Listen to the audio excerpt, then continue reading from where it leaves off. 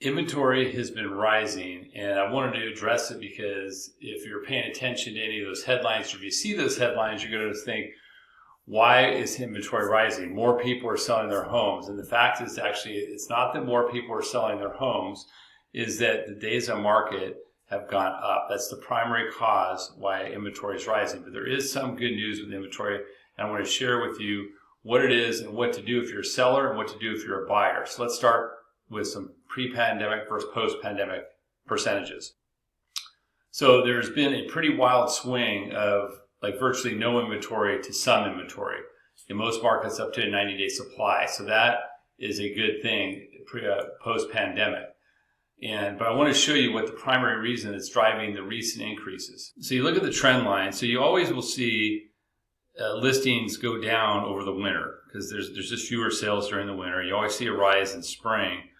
But we're starting to see a rise even in July. I know August numbers are not released yet since we're in the middle of the month, but they're up. So we're starting to see this trend up in the total listing count. And then if we scroll down here and we look at the median days on market, we're seeing it follows the same trend line. The median days on market are starting to grow. And that means that is the number of days the house stays on the market. So what's actually happening right now is that in most cases, houses are sitting longer. And as the weeks go by, it's increasing our inventory. So it's looking like there's more inventory than there actually is. So what does this mean to you? As a seller, it means that you need to make sure that you're working with a great listing agent and that you price your house correctly to sell quickly. Remember that you probably have, for most of you, a tremendous amount of equity. So if you have to price your house a little bit lower than you would hope for, maybe 2, 3, 5% in order to sell it because there's another house or situation you really want, it's okay to do that because you still had a tremendous equity gain. It needs to be staged correctly, marketed correctly, and priced appropriately. And we do incentives. We have a lending incentive where we'll give a 1% interest rate reduction to potential buyers, a 1-year payment subsidy, what it equates to for our listing clients. Now, on the buy side, what this means is it continues to be, like I've been saying all year long, huge opportunity. So let's talk about that for a minute. I'm long on the USA. No matter what happens, I'm long on the USA. And what that means is I believe in the long-term prospects of our real estate market in the United States of America. And I know the underlying data is that we've had 20 years of not enough houses being built, which means that we have a systemic housing shortage. Demand is low. That low demand right now has increased the days on market, increased the listing. That's why you're seeing that. But what that means is there are sellers right now that have to sell or really want to sell.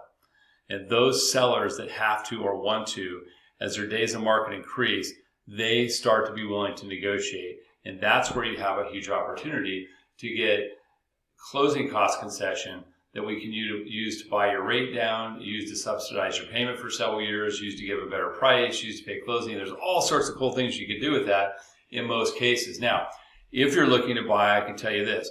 When the house is listed the first weekend, every new listing for people, they're legitimately new listings, like, hey, we just listed the house.